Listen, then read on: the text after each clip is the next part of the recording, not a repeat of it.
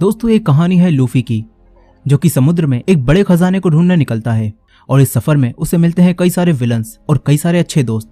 अब क्या लूफी उस खजाने को ढूंढ पाएगा और कैसा होगा उसका ये समुद्री एडवेंचर, चलिए देखते हैं इस पूरी कहानी में। तो कहानी के शुरुआत में हमें पायरेट्स यानी कि समुद्री लुटेरों की एक दुनिया को दिखाया जाता है, जहां का सबसे बड़ा पायरेट गोल्ड रोजर होता है। लेकिन गोल्ड रोजर को आज पकड़ लिया गया है और मरीन फोर्स यानी कि समुद्री सैनिकों के वाइस एडमिरल गार्प उसे सभी लोगों के सामने मारने लाते हैं, ताकि अब कोई भी पायरेट बनने के बारे में ना सोचे और इस दुनिया से सभी पायरेट्स खत्म हो जाएं। मगर ऐसा नहीं होता, क्योंकि गोल्ड रोजर अब तक का सबसे बड़ा पायरेट था और उसने अपनी पूरी जिंदगी में काफी सारा खजाना इकट्ठा करके कहीं छुपा दिया था। गोल्ड रोजर सबको बताता है कि उसने समुद्र में काफी सारा खजाना छुपा रखा है। गोल्ड रोजर सबसे कहता है कि समुद्र में जाओ और मेरा खजाना ढूंढ कर दिखाओ, और ये सुनकर लोगों में खजाने को ढूंढने का एक जज्बा पैदा हो जाता है। तभी गार्प ये देखकर तुरंत गोल्ड रोजर को मरवा देता है। मगर अब कई सारे लोग गोल्ड रोजर का खजाना ढूंढने के लिए समुद्र में जाकर पायरेट्स बनने लगते हैं। मतलब कि गार्प का पूरा प्लान उल्टा हो गया। वो चाहता था पायरेट्स खत्म हो जाएं, लेकिन गोल्ड रोजर के मरने के बाद पायरेट्स का एक नया युग ही शुरू हो गया और सभी पायरेट्स गोल्ड रोजर के खजाने को, जिसे वन पीस कहा जाता है, उसे ढूंढने निकल गए। अब कहानी 22 साल आगे आती है, जहां हमें एक लड़के मंकी डी लूफी को दिखाया जाता है। लूफी गोल्ड रोजर के खजाने यानी कि वन पीस को ढूंढकर पूरे समुद्र का सबसे बड़ा पायरेट बनना चाहता है, इसीलिए वो अपने सफर पर निकल चुका है। लेकिन अब पहले ही दिन जिस बोट पर वो बैठा था उसमें पानी आने लगता है। लूफी एक ड्रम में घुस जाता है और पानी में डूबने से बच जाता है, मगर फिर उसका ड्रम पानी में तैरते हुए दो पायरेट्स के जहाजों के पास पहुंच जाता है, जिनके बीच आपस में लड़ाई हो रही थी। यहाँ बड़े जहाज की कैप्टन अलविदा होती है, जिसके ऊपर मरीन फोर्स ने काफी सारे पैसों का इनाम रखा था। अलविदा अपने साथियों के साथ मिलकर दूसरे जहाज के लोगों को मारकर बंदी बना लेती है। फिर अलविदा के साथी उसके जहाज का सामान लूटकर अपने जहाज पर लाने लगते हैं। इसी बीच ये लोग उसी ड्रम को उठाकर अपने जहाज में ले आते हैं, जिसमें लूफी छुपा हुआ था। फिर जब रात में सब सो रहे थे तो लूफी बाहर आता है। लूफी को यहाँ एक लड़का कोबी मिलता है, जो कि उसे देखकर डर जाता है। लूफी उसे शांत कराता है और कहता है कि वो उसे नहीं मारेगा। फिर लूफी कोबी को बताता है कि वो भी एक पायरेट है। कोबी कहता है कि तुम कोई पायरेट नहीं लगते। इस पर लूफी कहता है कि सारे पायरेट्स बुरे नहीं होते। अब इसी बीच हम लूफी के पास्ट को देखते हैं, जहां हमें पता चलता है कि लूफी बचपन से ही एक पायरेट बनना चाहता था और लूफी को शैंक नाम का एक पायरेट बहुत पसंद था और लूफी शैंक्स को अपना हीरो मानता था। अब जब शैंक्स अपने साथियों के साथ इस आइलैंड पर वापस आता है तो लूफी शैंक्स से उसे भी उसकी टीम में शामिल कर लेने के लिए कहता है, मगर शैंक्स उससे कहता है कि तुम अभी लुटेरे बनने के लिए तैयार नहीं हो, ये काम काफी खतरनाक है। मगर ये सुनकर लूफी जहाज पर एक ऊंची जगह पर जाता है और सबके सामने अपने चेहरे पर चाकू से एक निशान बनाता है, ताकि वो सबको दिखा सके कि अब वो बच्चा नहीं है और पायरेट बन सकता है। अब प्रेजेंट टाइम में कोबी ये सब सुनकर लूफी से कहता है कि तुम एक पायरेट बनने का सपना कैसे देख सकते हो। इस पर लूफी कहता है कि पायरेट्स बनकर हम समुद्र में अपने साथियों के साथ एडवेंचर कर सकते हैं और हम पायरेट्स बिल्कुल आजाद होते हैं। कोबी भी आजाद होना चाहता था, लेकिन वो कहता है कि इस जहाज की कप्तान अलविदा उसे आजाद नहीं होने देगी। अब तभी अलविदा के खटराटों की आवाज सुनकर लूफी कहता है कि क्या तुम लोगों ने किसी समुद्री मॉन्स्टर को पकड़ रखा है। इस पर कोबी कहता है कि ये अलविदा के खर्राटों की आवाज है। कोबी लूफी को ऊपर ले जाता है और कहता है कि अभी सब सो रहे हैं, इसीलिए तुम यहाँ से निकल जाओ। लूफी यहाँ से जा रहा था, लेकिन तभी उनकी आवाजें सुनकर सभी लोग जाग जाते हैं और अलविदा भी यहाँ आ जाती है। अलविदा को लगता है कि कोबी उसे धोखा दे रहा था, इसीलिए अलविदा अपने हथियार से इन दोनों पर हमला कर देती है, मगर लूफी उसे बचा लेता है। लूफी अकेले ही अलविदा और उसके सभी साथियों से लड़ता है और उसे गोलियों से भी कुछ नहीं होता। अलविदा अपना भारी भरकम हथियार उसके मारती है, लेकिन लूफी अपने शरीर को लचीला बनाकर अलविदा से बच जाता है। ये देखकर अलविदा भी हैरान हो जाती है। लूफी अपने पूरे शरीर को लचीला करके अपनी पावर से जहाज के दूसरी तरफ जाता है। तभी अलविदा आकर उस पर हमला करती है, लेकिन लूफी बच जाता है और उसके जहाज पर ही आग लग जाती है। अलविदा को काफी गुस्सा आता है, वो कोबी को मारने वाली थी, तभी लूफी बीच में आकर उसे बचा लेता है। इसके बाद लूफी अपने स्पेशल मूव गम गम पिस्तो करते हुए अलविदा को उड़ा देता है और अलविदा सबको अलविदा कहकर चली जाती है। यहाँ आप सभी लोग लूफी से डरकर हार मान लेते हैं और लूफी कोबी के साथ यहाँ से जाने लगता है। इसके बाद हम एक तलवारबाज रोरोनोआ जोरो को देखते हैं, जो कि सभी समुद्री पायरेट्स का शिकार करता है। यहाँ एक आदमी मिस्टर सेवन जोरो को अपनी टीम में शामिल होने का ऑफर देता है, मगर जोरो उसे मना कर देता है। इसके बाद जोरो मिस्टर सेवन से फाइट करता है। जोरो काफी अच्छा तलवारबाज था और वो अपनी दोनों तलवारों की मदद से मिस्टर सेवन के 2 टुकड़े कर देता है और फाइट में जीत जाता है।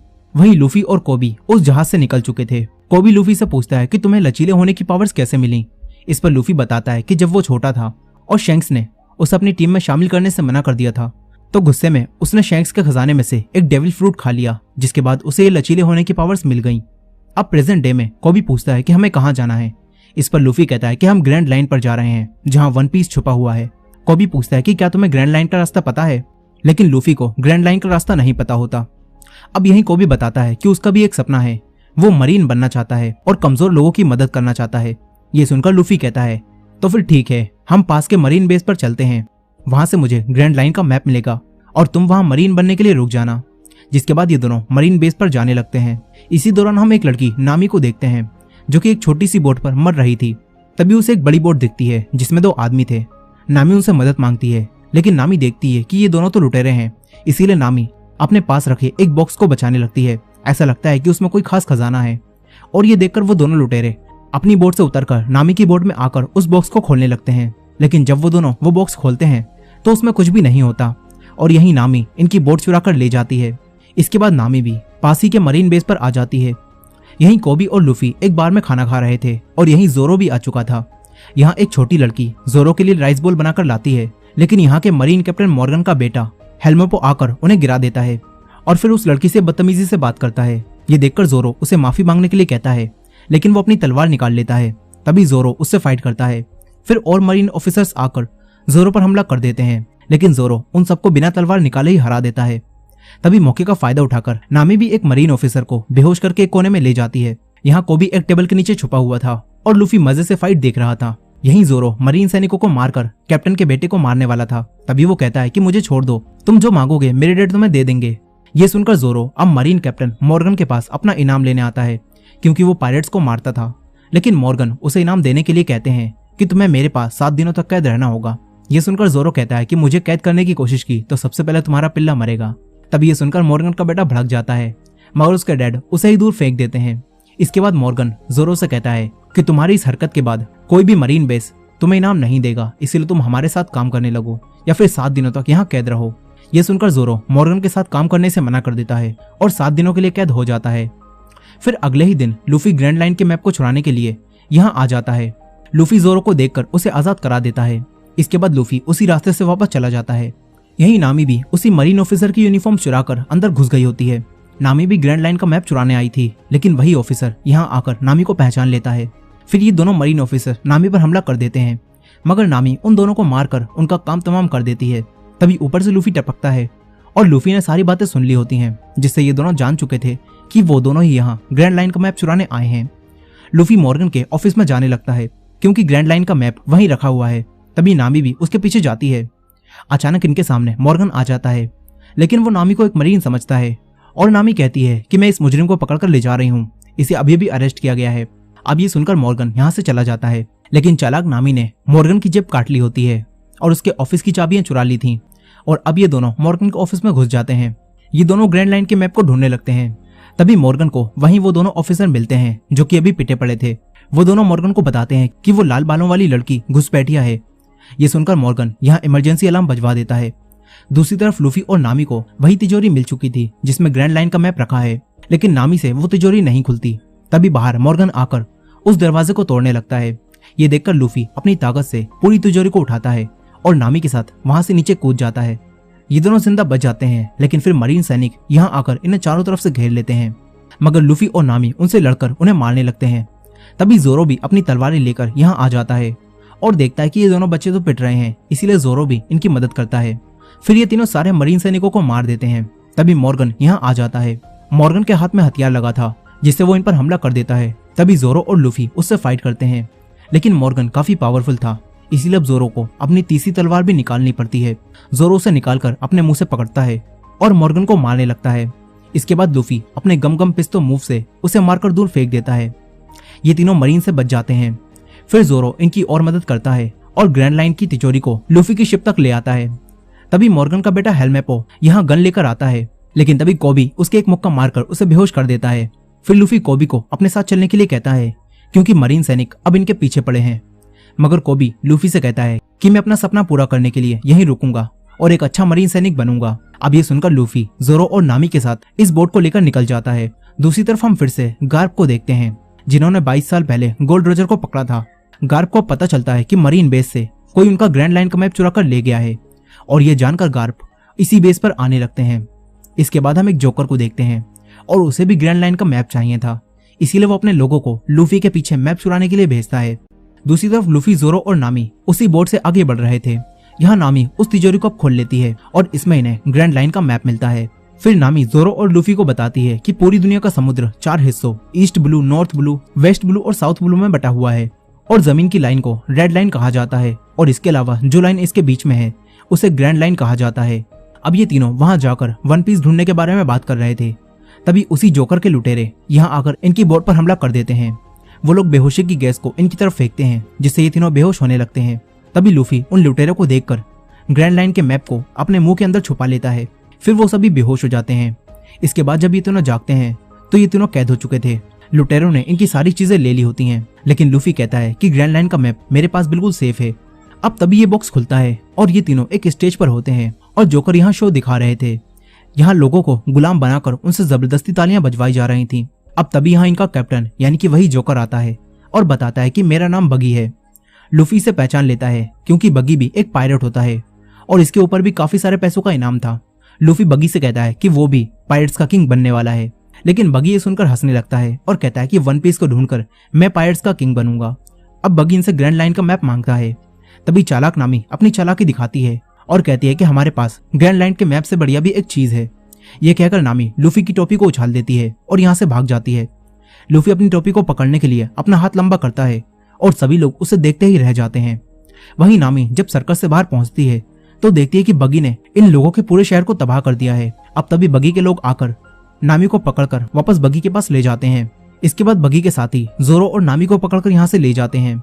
यहाँ बगी लूफी से उस मैप के बारे में पूछता है, लेकिन लूफी उसे मैप के बारे में कुछ भी नहीं बताता। इस पर बगी उसके हाथ पैरों को बांधकर उसे खींचने लगता है, लेकिन लूफी को कोई फर्क नहीं पड़ता, उल्टा उसे तो और मजा आ रहा था। तभी बगी लूफी की टोपी को देखकर उसे पहचान लेता है और कहता है कि ये तो शैंक्स की टोपी है।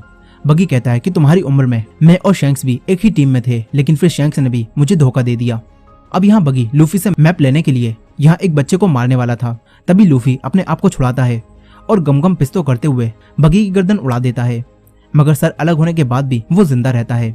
इसके बाद बगी बताता है कि मैंने भी तुम्हारी तरह डेविल फ्रूट खाया था जिससे मुझे ये पावर्स मिली हैं। इसके बाद बगी बेहोशी की गैस की मदद से लूफी को दोबारा बेहोश कर देता है।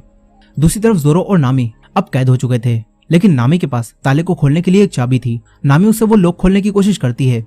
तभी यहाँ बगी का एक आदमी आ जाता है। जोरो ने इस आदमी के भाई को और इसके पुराने साथियों को पहले दौड़ा दौड़ा कर मारा था, इसीलिए अब ये जोरो को मारने वाला था। वो जोरो को घुमाता है और उसके चाकू मारने लगता है, लेकिन ये प्रो निशानेबाज था, इसीलिए इसका एक भी निशाना ठीक नहीं लगता। अब तभी नामी लॉक खोल लेती है और इसके एक लात मारती है। इसके बाद जोरो इसे पकड़ लेता है।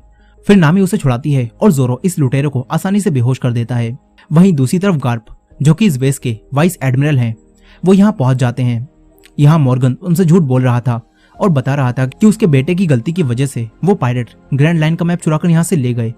मॉर्गन कहता है कि कोबी, जो कि नया कैडेट है, उसने मेरे बेटे को बचा लिया, नहीं तो वो भी मारा जाता। अब गार्प कोबी को देखकर सब कुछ समझ जाता है कि कोबी लूफी के साथ मिला हुआ है, इसीलिए गार्प कोबी को अकेले में मिलने के लिए बुलाता है और पूछता है कि तुम उन पायरेट्स के साथ कब से काम कर रहे हो। यहाँ गार्प का साथी कहता है कि एक बार में तुम्हें लूफी के साथ देखा गया था, इसीलिए अब हमें सच बताओ। ये सुनकर कोबी गार्प को सब कुछ सच बता देता है कि लूफी ने मुझे अलविदा से छुड़ाया था, फिर वो यहाँ आ गया और क्योंकि वो हमेशा से मरीन बनना चाहता था, इसीलिए वो मरीन बनने के लिए यहीं रुक गया। गार्प समझ जाता है कि लूफी सच कह रहा है, इसीलिए गार्प कोबी को लूफी को पकड़ने के लिए अपनी टीम में शामिल कर लेता है। वहीं दूसरी तरफ बगी ने लूफी को एक टैंक में कैद कर दिया होता है जिसमें समुद्री पानी भर रहा था और समुद्री पानी की वजह से लूफी की ताकतें कमजोर पड़ चुकी थी। यहाँ बगी दोबारा से लूफी से वो मैप मांगता है, मगर लूफी उसे वो मैप नहीं देता।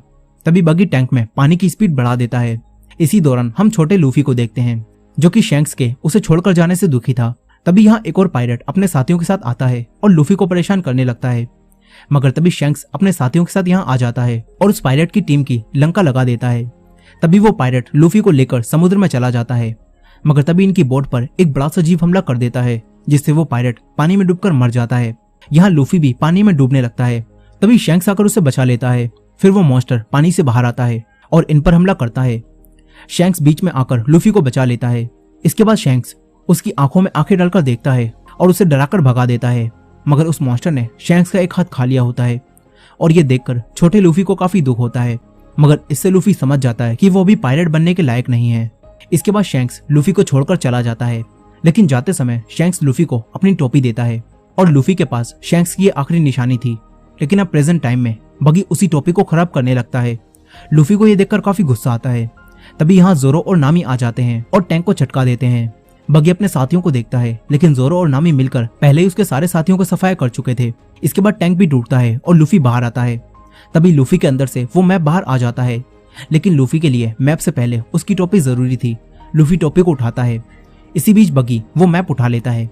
तभी जोरो उसे तलवार से मारता है, लेकिन अपनी स्पेशल पावर की मदद से बगी जोरो से बच जाता है। वो अपने शरीर के कई सारे टुकड़े करके जोरो और नामी पर हमला करके उन्हें मारता है। तभी लूफी बगी से फाइट करने के लिए उठता है और उसे मारने लगता है, लेकिन बगी लूफी पर भी भारी पड़ रहा था। तभी लूफी को यहाँ कई सारे बॉक्स दिखते हैं। लूफी नामी को वो बॉक्स दिखाता है। इसके बाद जोरो और लूफी मिलकर बगी के टुकड़ों को पकड़कर उस बॉक्स की तरफ फेंकते हैं और नामी उन्हें कैद कर देती है। फिर बगी अब छोटा हो जाता है। इसके बाद लूफी उसे अपने स्पेशल मूव से यहाँ से उड़ा देता है। फिर लूफी वो मैप नामी के हाथों में सौंपता है, क्योंकि अब वो तीनों अच्छे दोस्त बन चुके हैं। इसके बाद लूफी, जोरो और नामी यहाँ कैद लोगों को आजाद कराते हैं। दूसरी तरफ गार्प ने वहाँ के कैप्टन मॉर्गन को कैद कर लिया होता है, क्योंकि कैप्टन मॉर्गन एकदम भ्रष्ट कैप्टन था। इसके बाद गार्प कुछ नए मरीन सैनिकों को लेकर खुद लूफी को पकड़ने का फैसला करता है। उसके नए मरीन सैनिकों में मॉर्गन का बेटा हेलमेपो और कोबी भी शामिल होते हैं और ये लोग लूफी को पकड़ने के लिए समुद्र में निकल जाते हैं। वहीं लूफी उन लोगों को आजाद कराने के बाद जोरो और नामी के साथ अपने सफर पर निकल चुका था। तभी हम नामी को देखते हैं, जो कि किसी से फोन पर बात करती है और कहती है कि मेरे पास ग्रैंड लाइन का मैप है और मैं आ रही हूँ। यानी कि नामी इन्हें धोखा दे रही है। अब इसके बाद हम 7 साल पहले के साइरप विलेज को देखते हैं, जहाँ एक बच्चा उसोप हमेशा शोर मचाकर सबको डराता है और कहता है कि लुटेरे आ रहे हैं। शुरू में सभी लोग उसकी बातों को सच समझकर उससे डरते थे, लेकिन कुछ सालों बाद ही लोग समझ गए कि उसोप झूठ बोलता है, इसीलिए अब कोई भी उसकी बात पर विश्वास नहीं करता। कहानी प्रेजेंट डे में आती है, जहाँ उसोप अब बड़ा हो चुका है, लेकिन अब भी वो सबसे कहता है कि लुटेरे आ रहे हैं, लेकिन अब भी कोई उसकी बातों पर विश्वास नहीं करता। अब यही लूफी और उसके दोस्त आगे बढ़ रहे थे, लेकिन उनका जहाज खराब हो जाता है। इसीलिए ये लोग नया जहाज खरीदने के लिए उसोप के आइलैंड पर आ जाते हैं और अपने जहाज को पानी में डुबो देते हैं, ताकि कोई भी इन्हें ना ढूंढ पाए। दूसरी तरफ गार्प लूफी को ढूंढने के लिए आगे बढ़ रहा था। तभी गार्प देखता है कि कोबी इस जहाज पर बाकियों से अच्छा काम करना जानता है, इसीलिए गार्प कोबी को अपने साथ ले जाता है और हेलमेपो से काम करने के लिए कहता है। वहीं दूसरी तरफ उसी जोकर बगी ने अपने सारे पार्ट्स फिर से निकाल लिए होते हैं, लेकिन फिर एक आदमी उसके पास आता है और कहता है कि तुम्हें आर्लोंग ने बुलाया है, मगर बगी आर्लोंग के पास जाने से मना कर देता है। तभी वो फिशमैन बगी के 2.5 किलो का हाथ मारकर उसे बेहोश करता है और अपने साथ ले जाता है। वहीं लूफी और उसके साथी जहाज देख रहे थे। तभी लूफी को एक जहाज पसंद आ जाता है और इसी जहाज पर लूफी को उसोप मिलता है। उसोप इस जहाज की देखभाल करता था और वो कहता है कि अगर तुम्हें ये जहाज खरीदना है तो मैं तुम्हें अपनी दोस्त से मिलवा सकता हूँ, उसका ही ये जहाज है, बल्कि उसका ही ये पूरा आइलैंड है। ये सुनकर लूफी, जोरो और नामी उससे मिलने के लिए तैयार हो जाते हैं। इसके बाद उसोप उन्हें अपनी दोस्त के घर ले जाता है। ये घर काफी बड़ा होता है। फिर यहाँ एक लड़की आती है। वो अपने बटलर क्लाहाडोर के साथ थी और आज काया का 18वां जन्मदिन था। उसोप काया को बर्थडे विश करता है और लूफी, जोरो और नामी को अपना साथी बताता है। फिर काया उसोप और उसके साथियों को आज यहीं डिनर करने के लिए कहती है। इसके बाद क्लाहाडोर इन्हें नहाकर कपड़े बदल लेने के लिए कहता है। यहाँ काया के मॉम डैड की डेथ हो चुकी थी और काया भी काफी बीमार रहती थी, इसीलिए उसके नौकर और क्लाहाडोर ही पूरा घर संभालते हैं। अब इसके बाद हम काया को देखते हैं, जो कि अकेली रूम में बैठी थी। तभी खुफिया रास्ते से उसोप उसके पास आता है और उसे गिफ्ट के तौर पर समुद्री मोती देता है। उसोप काया को खुश करने के लिए उसे झूठी झूठी कहानियां सुनाता है कि वो बड़े बड़े एडवेंचर कर चुका है। तभी काया को खांसी आती है। उसोप उसे उसकी चाय पिलाता है, जिससे काया को थोड़ा अच्छा महसूस होता है। यही लूफी और नामी इतने सारे कपड़े देखकर कंफ्यूज हो रहे थे कि वो कौन से कपड़े पहने। अब तभी यहाँ जोरो आता है और लूफी और नामी से पूछता है कि क्या काया के साथ जो आदमी था, क्या वो तुम्हें जाना पहचाना लग रहा था? लेकिन नामी और लूफी मना करते हैं। वहीं वो आदमी क्लाहाडोर अपनी चिकनी चुपड़ी बातों से काया का दिल जीत लेता है। काया उसे अपना अच्छा दोस्त मानती है, मगर हकीकत में क्लाहाडोर दोनों नौकरों के साथ मिलकर काया को मारने का प्लान बना रहा था, ताकि इस आइलैंड पर वो राज कर सके। और इसी वजह से क्लाहाडोर रोज काया को थोड़ा थोड़ा जहर दे रहा था, जिस वजह से काया लगातार बीमार रहती है। यहाँ काया के शेफ ने कई सारा जहरीला सूप बनाया होता है, ताकि वो लोग काया को मार सकें। वहीं दूसरी तरफ गार्प कोबी को अपने साथ गेम खेलने के लिए कहता है। वो दोनों गेम खेलने लगते हैं और गार्प उसे गेम खेलते हुए समझाता है कि अगर तुम हार के बारे में सोचते रहोगे तो तुम हारते ही रहोगे, इसीलिए तुम्हें जीत के बारे में सोचना होगा। इसके बाद जब कोबी जीत के बारे में सोचता है तो वो गार्प को भी गेम में हरा देता है। वहीं दूसरी तरफ लूफी, जोरो और नामी पार्टी का मजा ले रहे थे। यही नामी एक आदमी मैरी से बात करती है, जो कि काया का सारा बिजनेस संभालता है। अब इसके बाद यहाँ काया क्लाडोर के साथ आती है। फिर काया मेरी से मिलती है। जोरो क्लाडोर से बात करता है और पूछता है कि क्या हम पहले मिल चुके हैं, तुम मुझे जाने पहचाने लगते हो। लेकिन क्लाडोर मना कर देता है। यही मेरी काया से कुछ बात करना चाहता था, लेकिन क्लाडोर उसे रोक देता है और सबको खाना खाने के लिए कहता है। फिर जब ये सब लोग खाना खा रहे होते हैं तो इसी बीच लूफी काया से उसी जहाज के बारे में बात करता है। काया कहती है कि मेरे मॉम डैड के जाने के बाद जहाजों का बिजनेस मेरी संभालते हैं, लेकिन आज रात के बाद सब बदल जाएगा क्योंकि आज मैं 18 साल की हो जाऊंगी और सारा बिजनेस मेरे पास आ जाएगा। यह सुनकर लूफी काया को बताता है कि हम पायरेट्स हैं और हम लोग ग्रैंड लाइन की तरफ जा रहे हैं, इसीलिए हमें तुम्हारा वो जहाज चाहिए। अब तभी ही काया की तबीयत खराब होने लगती है। ये देखकर क्लाडोर इन सबको यहाँ से जाने के लिए कहता है, मगर काया कहती है कि आज रात इन्हें यहीं रुकने दो। ये सुनकर क्लाडोर भी चुप हो जाता है और काया को उनके रूम की तरफ ले जाने लगता है। दूसरी तरफ हेलमेपो गार्प को आकर बताता है कि हमें एक आइलैंड के पास लूफी के जहाज का सामान मिला है। ये सुनकर गार्प कोबी को उस आइलैंड पर जाकर लूफी को पकड़ कर लाने के लिए कहता है। यहीं काया के घर में क्लाडोर मैरी को जान से मारने जाता है क्योंकि मैरी काया को सब सच बताने वाला था। यहाँ हम देखते हैं कि क्लाडोर के पास भी स्पीड और ब्लेड की पावर्स हैं, जिनसे क्लाडोर मैरी को जान से मार देता है। इसके बाद हम फिर से बगी को देखते हैं, जिसे वही फिशमैन पकड़कर आर्लोंग के पास ले आया था। और आर्लोंग बकी से कहता है कि मैं पूरे ईस्ट ब्लू का सबसे बड़ा पायरेट हूँ, इसीलिए अगर तुम यहाँ कुछ भी लूटमार करोगे तो मुझे मेरा हिस्सा देना होगा। ये सुनकर बगी कहता है कि वो कुछ भी नहीं कर पा रहा, बल्कि लूफी नाम का एक लड़का पूरे ईस्ट ब्लू में घूम रहा है और उसने ग्रैंड लाइन का मैप भी चुरा लिया है। ये सब जानकर आर्लोंग कहता है कि लूफी कहाँ है। बगी कहता है कि मुझे छोड़ दो, मैं उसे ढूंढने में तुम्हारी मदद करूंगा। आर्लोंग मान जाता है। वहीं रात में लूफी और खाना खाने के लिए अपने रूम से बाहर निकलता है। तभी उसे जोरो मिलता है, जो कि पीने के लिए कुछ ड्रिंक ढूंढ रहा था। फिर वो दोनों एक साथ किचन में जाते हैं, जहाँ इन्हें उसोप मिलता है। वो पहले से ही यहाँ बैठा था। जोरो और लूफी उसोप से बात करने लगते हैं। दूसरी तरफ नामी भी अपने रूम से बाहर आकर यहाँ की चीजों को चुराने लगती है।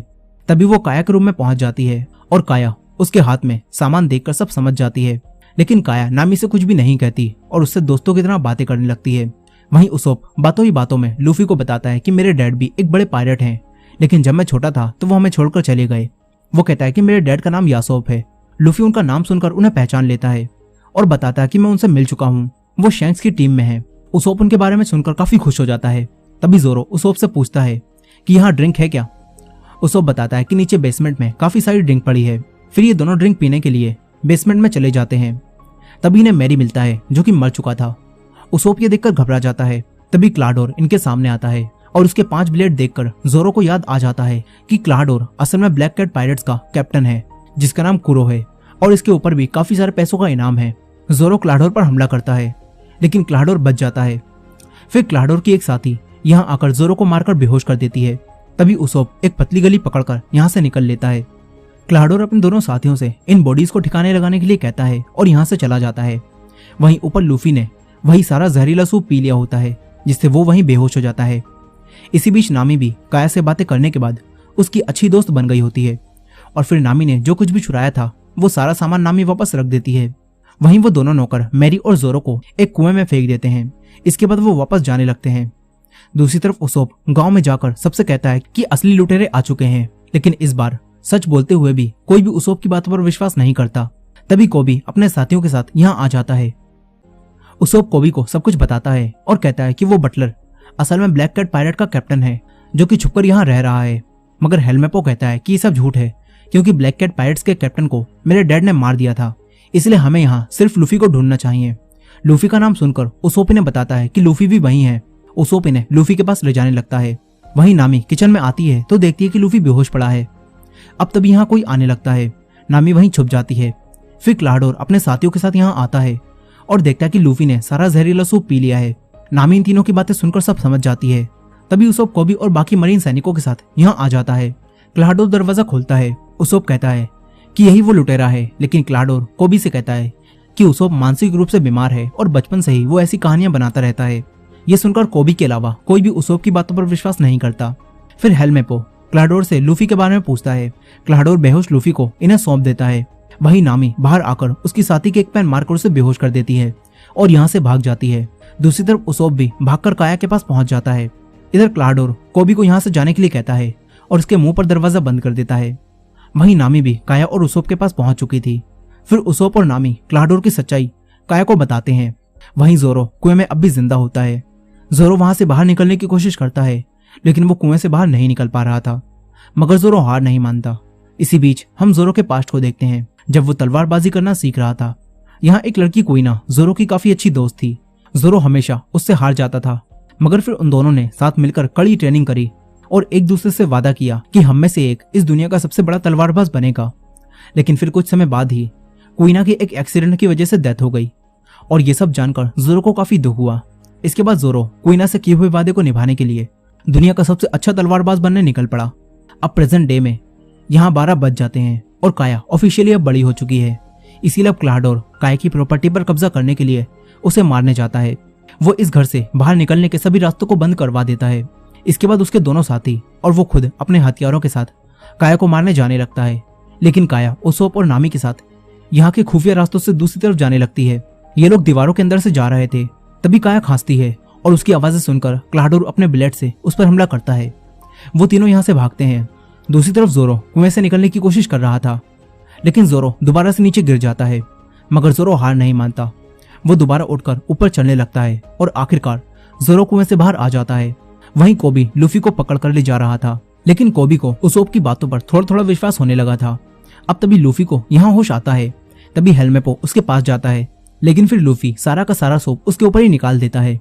इसके बाद लूफी पूरी तरह से होश में आ जाता है और लूफी कोबी से कहता है कि मुझे यहाँ से जाना होगा ताकि मैं अपने दोस्तों को बचा सकूं। लेकिन हेलमेपो उसे पकड़ने के लिए उसे मारने वाला था। तभी जोरो यहाँ आ जाता है और उसके साथियों को मार देता है। वो हेलमेपो को भी बेहोश कर देता है। इसके बाद जोरो और लूफी अपने दोस्तों को बचाने जाने लगते हैं। वहीं घर में काया, नामी और उसोप एक पुराने रूम में आकर छुपते हैं। तभी क्लाडोर भी यहाँ आ जाता है और उन्हें ढूंढने लगता है। इसी दौरान जोरो और लूफी भी घर के अंदर आ जाते हैं। लूफी ऊपर जाता है और जोरो दूसरी तरफ जाता है। जोरो के सामने क्लाडोर के दोनों चमचे आते हैं। जोरो उनसे फाइट करता है। वहीं क्लाडोर काया और नामी को पकड़ लेता है। वो दोनों को मारने वाला था। तभी उसोफ अपने हथियार से उसके एक निशाना लगाता है, मगर क्लाडोर बच जाता है। फिर क्लाडोर उसोफ पर हमला करके उसे दूर फेंक देता है। इसके बाद वो काया को मारने आता है। तभी लूफी आकर उसे रोक देता है। फिर लूफी क्लाडोर से फाइट करता है। काया और नामी उसोफ के पास आ जाती हैं। यहीं क्लाडोर काफी तेज था, इसीलिए लूफी उस पर हमला नहीं कर पा रहा था। क्लाडोर लूफी को बातों में उलझाकर उस पर कई बार हमला करता है। इसीलिए अब लूफी शांत हो जाता है और क्लाडोर के एक मुक्का मार के उसे गिरा देता है। दूसरी तरफ जोरो भी क्लाडोर के दोनों साथियों से फाइट करके उन्हें धूल चटा रहा था और यहाँ अब क्लाडोर लूफी से फेस टू फेस फाइट करता है और अपने ब्लेड से उस पर हमला करता है। लेकिन लूफी आराम से उनसे बच जाता है। फिर लूफी एक और स्पेशल मूव से क्लाडोर को यहाँ से दूर फेंक देता है। नीचे जोरो भी उसके दोनों साथियों को हरा देता है। इसके बाद ये सब लोग बच जाते हैं, मगर नामी इनसे कहती है कि हमें तुरंत ही यहाँ से निकलना होगा क्योंकि मरीन सैनिक जान चुके हैं कि हम यहाँ पर हैं। मगर लूफी कहता है कि हमारे पास तो कोई जहाज भी नहीं है। ये सुनकर काया इन्हें वही जहाज दे देती है। इसके बाद उसोप भी इनके साथ इनके सफर पर जाने का फैसला करता है और ये चारों इस आइलैंड से निकल जाते हैं। दूसरी तरफ क्लाडोर अब भी जिंदा होता है और वो भी इस आइलैंड से बचकर भाग गया होता है। वहीं कोबी जहाज पर गार्प से माफी मांगता है और कहता है कि वो लूफी को पकड़कर नहीं ला पाया। लेकिन गार्प उससे कहता है कि चिंता मत करो, तुमने अपना काम कर दिया, तुम उन लोगों को आइलैंड से बाहर ले आए। गार्प को लूफी का जहाज दिख रहा होता है और अब गार्प इनसे लूफी के जहाज पर हमला करने के लिए कहता है। वहीं वो सब अपने नए जहाज पर आराम कर रहे थे, तभी इनके ऊपर बमों की बरसात होने लगती है। फिर लूफी दूरबीन से मरीन सैनिकों की शिप को देखता है और उसे गार्प दिखता है। लूफी गार्प को देखकर कहता है कि ये तो मेरे दादाजी हैं। ये सुनकर सभी लोग चौंक जाते हैं और इसी एंडिंग के साथ वन पीस के 4 एपिसोड्स की कहानी यहीं खत्म हो जाती है। और ये वीडियो भी अब काफी लंबी हो चुकी है, इसलिए इसके आगे की कहानी को हम अगले पार्ट में देखेंगे। तो अगले पार्ट को मिस ना करने के लिए हमारे चैनल को सब्सक्राइब करके बेल नोटिफिकेशन को ऑन कर लीजिएगा और ये वीडियो पसंद आई हो तो वीडियो को लाइक जरूर कीजिएगा। मिलते हैं नेक्स्ट पार्ट में।